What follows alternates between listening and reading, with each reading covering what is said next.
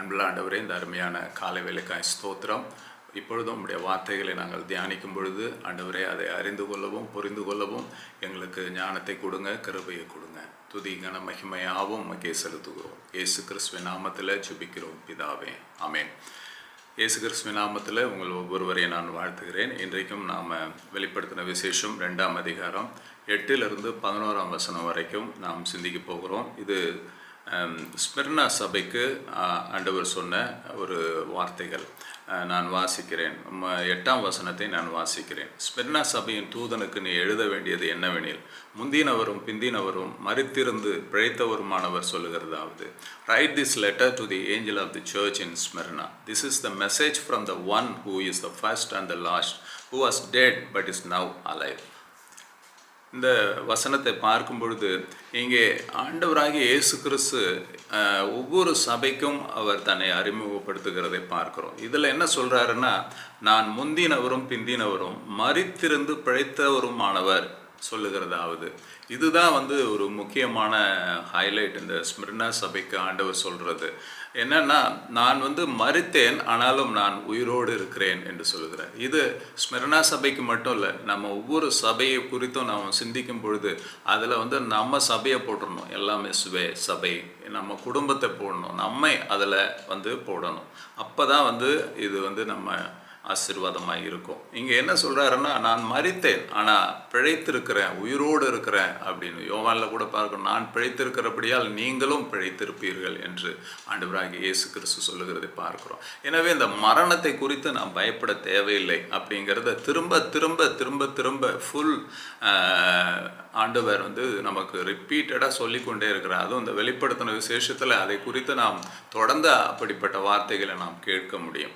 ஏன்னா நமக்கு உயிர்த்தெழுதல் ஆண்டவராகிய இயேசு கிறிஸ்து அதை நிரூபித்தார். 3ஆம் நாள் உயிரோடு எழுந்ததுக்கு காரணமே என்னென்னா, தன்னுடைய பிள்ளைகள், அவரை நம்புகிறவர்கள் இந்த மரணத்தை குறித்து பயப்படவே கூடாது என்பதற்காகத்தான்.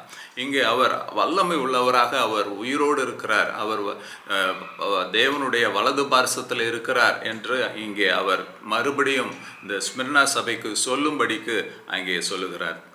கிறிஸ்துவுக்குள் பிரியமானவர்களே, 2வதாக 9வது வசனத்தை நான் வாசிக்கிறேன். உன் கிரியைகளையும் உன் உபத்திரவத்தையும், நீ ஐஸ்வர்யமுள்ளவனாய் இருந்தும் உனக்கு இருக்கிற தரித்திரத்தையும், தங்களை யூதர் என்று சொல்லியும் யூதராயிராமல் சாத்தானுடைய கூட்டமாய் இருக்கிறவர்கள் செய்யும் தூஷணத்தையும் அறிந்திருக்கிறேன். I know about your suffering and your poverty, but you are rich. I know the blasphemy of those opposing you. They say they are Jews, but they are not, because the synagogue belongs to Satan. இன்றைக்கு சபை இப்படிப்பட்ட காரியத்தில் தான் போய் கொண்டிருக்கு. நாம் கூட ஜெபித்தோம் பாருங்கள். எல்லா நாட்டிலும் சரி, நைஜீரியாவில் இருக்கலாம், இந்தியாவில், பாகிஸ்தானில், எல்லா இடங்களும், துருக்கியில், சீனாவில், எல்லா இடத்திலும் இன்றைக்கு சபை உபத்திரவத்தை சந்தித்து கொண்டிருக்கிறது. பாஸ்டருங்களை கைது பண்ணுறாங்க, சபையை அடித்து உடைக்கிறாங்க, விசுவாசிகளை கொல்லுறாங்க. நைஜீரியாவிலெல்லாம் நேராக கன்ஷாட்டில் கொல்றாங்க. அப்புறம் பிள்ளைகளை, வாலிப பிள்ளைகளை, பெண் பிள்ளைகளை கடத்தி கொண்டு போகிறதே நாம் பார்க்க முடிகிறது. பிரியமானவர்களே, அதைத்தான் இங்கே ஆண்டவர் சொல்கிறாரு, உன் கிரியைகளையும் உன் உபத்திரவத்தையும் நான் அறிந்திருக்கிறேன் என்று சொல்லுகிறார். அவர் பார்த்துட்டு இருக்காரு. நிச்சயமாக அதில் அவர் தலையிடுவார். அப்படியே விட்டுற மாட்டாருங்க. அப்படியே தன்னுடைய பிள்ளைகள் அழிந்து போகிறத விட மாட்டார். நான் உங்களை திக்கற்றவர்களாய் விடேன் என்று ஆண்டவர் சொன்னார். உலகத்திலே உங்களுக்கு உபத்திரம் உண்டு, ஆனாலும் திடன் கொள்ளுங்கள், இதோ நான் உலகத்தை ஜெயித்தேன் என்று சொல்லுகிறேன். இந்த உலக போராட்டங்கள், உபத்திரவங்கள் அது ஒரு டெம்பரவரி, அது இஸ் நாட் இட்டர்னல். அதை நாம் புரிந்து கொள்ளணும். எனவே நாம் அதை குறித்து கேள்விப்படும் பொழுதோ இல்லை நமக்கு வரும் பொழுதோ நாம் அதை பார்த்து பயப்படுறதுக்கு ஒன்றுமே இல்லை என்று இங்கே ஸ்மிர்னா சபைக்கு ஆண்டவர் சொல்லுகிறார். அடுத்தது என்ன சொல்றார்? நீ ஐஸ்வர்யம் இல்லவனா இருந்தும் உனக்கு இருக்கிற தரித்திரத்தையும் அப்படின்னு சொல்றார். அவங்க ஆவிக்குரிய வாழ்க்கையில் அவங்க ஐஸ்வர்யவானா இருக்கிறாங்க, ஆனால் உலக பிரகாரமாக அவங்க தரித்திரத்தில் இருக்கிறாங்கன்னு. இன்றைக்கு நாம் கூட சபைகள் எல்லாம் பார்க்குறோம்.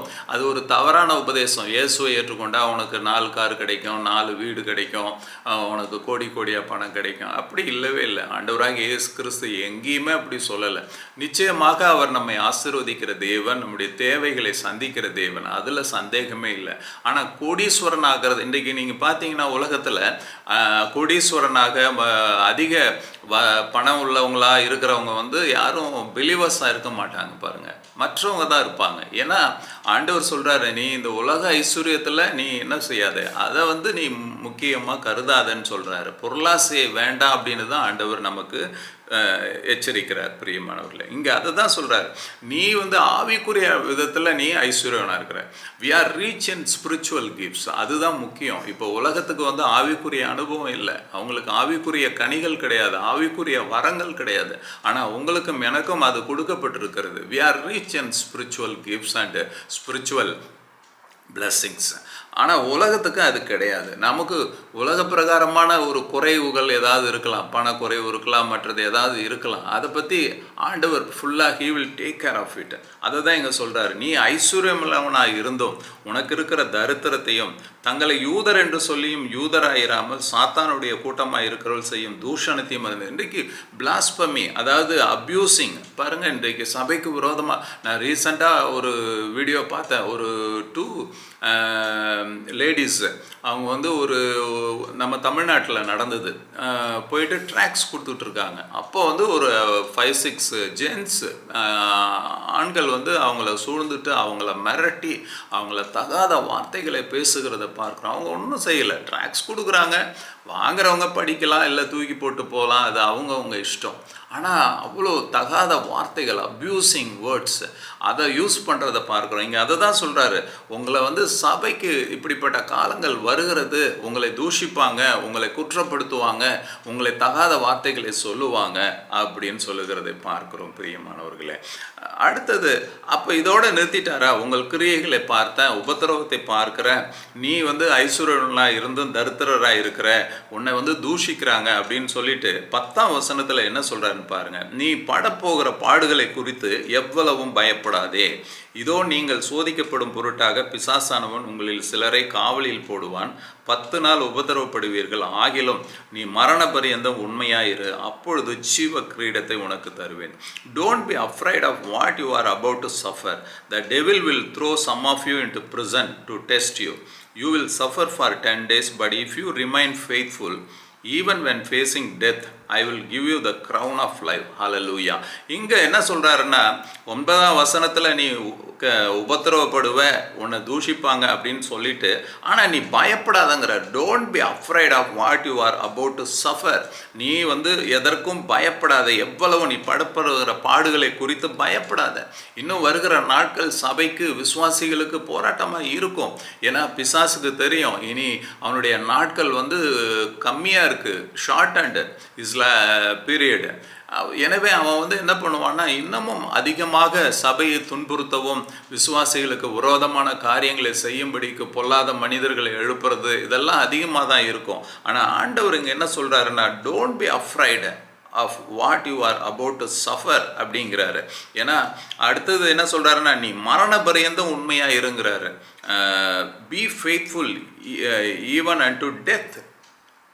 மரணமே வந்தாலும் நீங்கள் என்ன பண்ணணும், தைரியமாக இரு, உண்மையாக இரு அப்படிங்கிறார். அப்படின்னா I will give you crown of life, ஜீவ கிரீடத்தை உனக்கு கொடுப்பேன் என்று சொல்லுகிறார். பிரியமானவர்களே, எனவே இந்த உபத்திரவங்கள், போராட்டங்கள் இதெல்லாம் வந்து நமக்கு வரும்னு தான் ஆண்டவர் திரும்ப திரும்ப சொல்லுகிறார். எனவே ஒரு லக்ஸுரி லைஃபு நம்ம வந்து எனக்கு எதுவுமே நடக்கக்கூடாது, சுற்றிலும் பாதுகாப்பு, நிச்சயமாக பாதுகாப்பார். சங்கீதம் 91 நமக்கு பாதுகாப்பை குறித்து அங்கே ஆண்டவர் சொல்லியிருக்கிறார், அதில் ஒரு சந்தேகமும் இல்லை. ஆனால் இப்படிப்பட்ட உபத்திரவங்கள், ஆண்டவருடைய நிர்ணயிக்கப்பட்ட சில உபத்திரவங்கள் சபைக்கு, விசுவாசிகளுக்கு வரும் என்று இங்கே ஸ்மிர்னா சபைக்கு ஆண்டவர் சொல்லுகிறார். ஆனால் என்ன சொல்கிறாரு, நீ பயப்படாத, மரண பரியந்தம் உண்மையாக இரு என்று சொல்லுகிறார். நாமும் கூட இந்த காலை வேளையிலே ஆண்டவருக்கு நம்மை பார்த்து கூட அதை தான் சொல்கிறாரு, உனக்கு வருகிற இந்த போராட்டம், உபத்திரவம், இதெல்லாம் பார்த்து நீ பயப்படாத அப்படின்னு தான் சொல்கிறாரு. உங்களுக்கும் எனக்கும் ஆண்டவர் அதை தான் சொல்கிறாரு, தைரியமாக இருங்கன்னு சொல்கிறாரு, மரண பரியந்தம் உண்மையாக இருங்கங்கிறாரு. அப்போது ஜீவ கிரீடத்தை கொடுப்பேன் என்று சொல்லுகிறார். நாம் ஜீவ கிரீடத்தை பெறணுங்கிறோம், ஆண்டவரோடு இருக்கணுன்றோம், அவரோட ராஜ்யத்தில் இருக்கணுன்றோம். ஆனால் உபத்திரவம் வேண்டான்னு சொல்ல முடியாது. நாம் ஆண்டவர் சில சமயங்களிலே சில உபத்திரவங்களை நமக்கு அனுமதித்தால் நாம் அதன் வழியாக போகணும், உண்மையாக இருக்கணும்னு ஆண்டவர் சொல்கிறாரு. பேதுருவை போல மறுதலிக்காதபடிக்கு பவுலை போல இருக்கணும். பவுல் எவ்வளோ தைரியமாக சொல்கிறாரு பாருங்க, நான் கிறிஸ்துவ இது கட்டப்படுவதற்கு மாத்திரம் இல்லை, மறிக்கவும் தயாராக இருக்கிறேன்னு சொல்கிறாரு. இந்த காலை வேளையில் இந்த செய்தியை கேட்டுக்கொண்டிருக்கிற உங்களுக்கும் எனக்கும் கூட இந்த ஸ்மிர்னா சபைக்கு சொன்னதை தான் சொல்கிறாரு. நம்முடைய கிரியைகளை அறிந்திருக்கிறார், நாம் உண்மையாக இருக்கணும்னு விரும்புகிறார். நம்முடைய உபத்திரவத்தை அவர் பார்த்து கொண்டிருக்கிறார். நாம் உலக பிரகாரமாக இருக்கலாம், ஆவிக்குரிய பிரகாரமாக எந்த உபத்திரவத்தில் இருந்தாலும் அவர் பார்த்து கொண்டிருக்கிறார். அவர் நமக்கு ஜீவ கிரீடத்தை கொடுப்பேன் என்று சொல்கிறார். கடைசியாக 11th verse 11வது வசனத்தை நான் வாசிக்கிறேன். ஆவியானவர் சபைகளுக்கு சொல்லுகிறதை காதுள்ளவன் கேட்க கடவன். ஜெயம் கொள்ளுகிறவன் இரண்டாம் மரணத்தினால் சேதப்படுவதில்லை என்று எழுது. Anyone with ears to hear must listen to the Spirit and understand what he is saying to the churches. Whoever is victorious will not be harmed by the second death. இதுதான் விசுவாசிகளுக்கு சபைக்கு கிடைக்க போகிற பெரிய ஒரு ஆசீர்வாதம். முதல்ல சொன்னார், ஜீவ கிரீடத்தை கொடுப்பேன், நீ மரண பரியந்த உண்மை உள்ளவனாயிரு, அப்போ நான் உனக்கு ஜீவ கிரீடத்தை கொடுப்பேன்றாரு. அடுத்தது என்ன சொல்றாருன்னா, you will not be harmed by the second death. இந்த ரெண்டாம் மரணத்தை குறித்து வெளிப்படுத்தின விசேஷத்திலே நாம் பார்க்க முடியும். அங்கே அக்னியும் கந்தகமும் எரிகிற கடலிலே கடைசியாக பிசாசு, அந்தி கிறிஸ்து, கள்ள தீர்க்கதரிசி, இயேசுவை மறுதலித்தவர்கள், ஏற்றுக்கொள்ளாதவர்கள், சபையை துன்பப்படுத்தினவர்கள் அனைவரும் அதில் தள்ளப்படுவார்கள் என்று போட்டிருக்குது. அதுதான் செகண்ட் டெத். இது ஒரு ஷார்ட் டைம் கிடையாது, ஏதோ 1 வருஷம் 5 வருஷம் அப்படி கிடையாது. அது ஒரு நிரந்தரமானது. எனவே நாம் அந்த மரணத்திலிருந்து பாதுகாக்கப்படுவோம் என்ற ஒரு அஷூரன்ஸை இங்கே ஆண்டவர் ஸ்மிர்னா சபையின் மூலம் நமக்கும் தெரியப்படுத்துகிறதை பார்க்கிறோம். பிரியமானவர்களே, இந்த காலை வேளையில் சபையாக ஸ்மிர்னா சபைக்கு ஆண்டவர் சொன்ன இந்த காரியங்களை அவர் சொல்றாரு, நான் உயிரோடு இருக்கிறேன், எனவே நீ பயப்பட தேவையில்லை என்றார். That is the assurance of ரிசரக்ஷன்ங்க. ஆண்டவராகிய இயேசு கிறிஸ்து உயிரோடு எழுந்தபடியினாலே மரணம் பிலீவர்ஸுக்கு ஒரு முடிவே கிடையாது. ரெண்டாவது அவர் சொல்றாரு, நான் உன்னுடைய உபத்திரவத்தை அறிந்திருக்கிறேன், நீ தரித்திரனாய் இருந்தாலும் நீ ஆவிக்குரிய ஆசீர்வாதங்களை பெற்றிருக்கிற அப்படின்னு சொல்றாரு. நீ மற்றவர்கள் தூஷிக்கிறதை பார்த்து சோர்ந்து போகாதன்னு சொல்றாரு. அடுத்தது என்ன சொல்றாருன்னா, don't be afraid what you are about to suffer. நீ படப்போகிற பாடுகளை குறித்து பயப்படாதேங்கிறாரு. நீ மரண பரியந்த உண்மையாயிரு, அப்பொழுது நான் ஜீவ கிரீடத்தை கொடுப்பேன் என்று சொல்றார். அது மாத்திரம் அல்ல, ரெண்டாம் மரணத்தினால நீங்கள் சேதப்படுவதில்லை என்று சொல்லுகிறார். சபை, ஸ்மிர்னா சபை, ஆண்டவர் என்ன சொன்னாரோ அதே வார்த்தைகளை இன்றைக்கு ஆவியானவர் நம்மோடு பேசி கொண்டிருக்கிறார். பிரியமானவர்களே, நம்முடைய கிரியைகளை அறிந்திருக்கிற தேவனாய் இருக்கிறார், நம்முடைய போராட்டங்களை அறிந்தவராய் இருக்கிறார், உபத்திரவங்களை அறிந்திருக்கிறார், நம்முடைய சூழ்நிலையை முற்றிலுமாய் அறிந்திருக்கிறார். நாம் உலக பிரகாரமாக, ஆவிக்குரிய பிரகாரமாக எந்த சூழ்நிலையில் நம்ம போய் கொண்டிருந்தாலும் ஆண்டவர் சொல்றார், பயப்படாதே என்று சொல்கிறார். பயப்படாதே, டோன்ட் பி அஃப்ரைட். மரண பரியந்தம் உண்மை உள்ளவனார். எந்த சூழ்நிலையில் நீ உண்மையாயிருன்னு சொல்றாரு. இயேசுவை மறுதலிக்காத ஒரு வாழ்க்கை, இயேசுவுக்காக வாழ்கிற வாழ்க்கை, அப்படிப்பட்ட வாழ்க்கையை நாம் வாழும் பொழுது ஆண்டவர் 2 காரியங்களை சொல்லுகிறார். ஒன்று, ஜீவ கிரீடத்தை கொடுப்பேன் என்று சொல்லுகிறார். ரெண்டாம் மரணம் உன்னை சேதப்படுத்துவதில்லை என்று சொல்லுகிறார். கர்த்தர் நாம ஆண்டவருடைய கரத்திலே ஒப்பு கொடுப்போம். நம்முடைய குடும்பத்தை, பிள்ளைகளை ஒப்பு கொடுப்போம், சபையை ஒப்பு கொடுப்போம். ஆண்டவரே, போராட்டம் வருகிறது, உபத்திரம் வருகிறது, எங்கு பார்த்தாலும் பிரச்சனைகள் வருகிறது, ஆனாலும் நாங்கள் மரண பரியந்தம் உண்மை உள்ளவர்களாய் இருக்க எங்களை பலப்படுத்துங்க. ஆவியானவரே, எங்களுக்கு அப்படிப்பட்ட கிருபையை தாங்க என்று சொல்லுவோம். கர்த்தர் நம் ஒவ்வொருவரையும் காத்துக்கொள்ள வல்லவராய் இருக்கிறார். காரணம், அவர் உயிர்த்தெழுந்த தேவனாய் இருக்கிறார். ஜீவ கிரீடத்தை நமக்காகவே வைத்திருக்கிறார். ரெண்டாம் மரணம் நம்மை சேதப்படுத்தாது என்று அவர் உறுதியளிக்கிறார். பிரியமானவர்களே, கர்த்தர் தாமே நம் ஒவ்வொருவரையும் ஆசீர்வதிப்பாராக. ஆமேன், ஆமேன்.